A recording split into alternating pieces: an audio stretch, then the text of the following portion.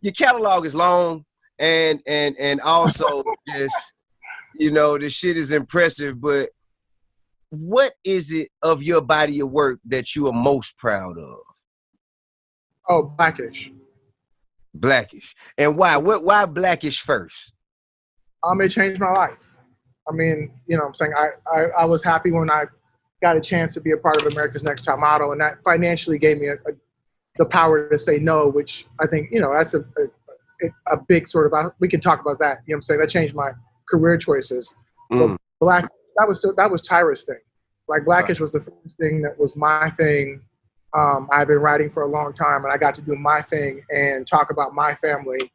And, you know, in the same way, you know, you said like, this is your family right now. You know what I'm saying? Blackish, for a lot of people, when I did that, was their family then. You know what I'm saying? In 7 years, Black America has changed.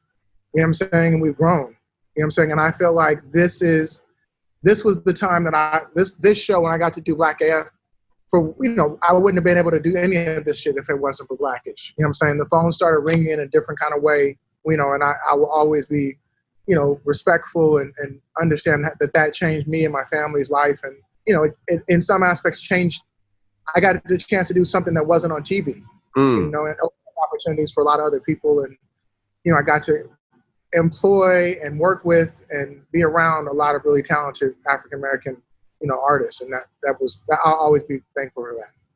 Man, I mean, one thing I appreciate about your work, Blackish and Black AF,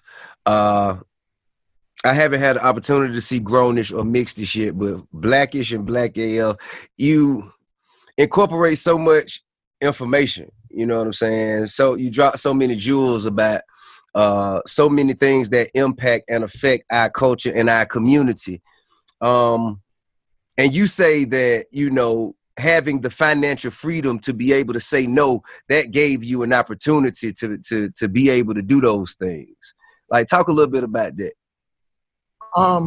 You know, we all come from, you know, different parts of this country in different ways. You know what I'm saying? My beginnings were humble like a lot of other people, but, you know, when you're trying to eat, you know, you make different choices than when you're full. Right. And when I wasn't full, but I have food in my stomach, you know what I'm saying, after Top Model.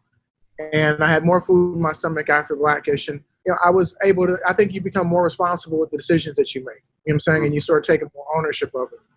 And, you know, I don't know if this is a little piece of tip, but me and Tip were supposed to do a show years ago. Yeah. Yeah.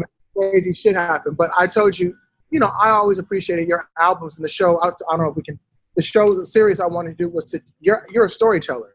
Yeah. And every albums, you can look back, and I always say the same thing with Jay too. You see your growth personally reflected in your art. Right on. You know, and for me, I feel like that was what Blackish was. You know what I'm saying? I would, you know, my wife was a doctor. I was a writer. My kids have, you know, you're taught to give your kids more than you have. You know what I'm saying? But in doing that, kind of, what do you lose out on? You know what I'm saying? And that was an upper middle class Black family. For network television, that's about as far as we could go without people feeling like they were off-put. But when I got a chance to go to Netflix, in the same way that you've grown and you can see your family in Black AF now, you might have saw it in Blackish back then. Right. You know what I'm saying?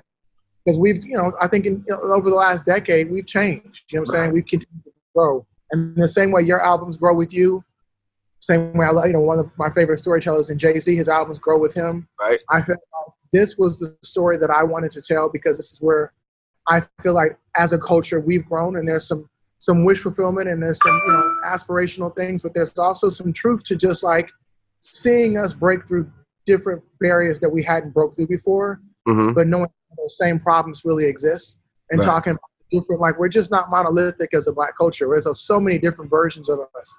And it's important for us to see, you know, every version from good times to this to everything in between. You know what I'm saying? Right. And I kind of, you know, but the thing that if we take enough time and look at it, there is something cohesive between all those stories. And that's our struggle in this country. And I respect everybody's opinion about the show. You know, it's super polarizing.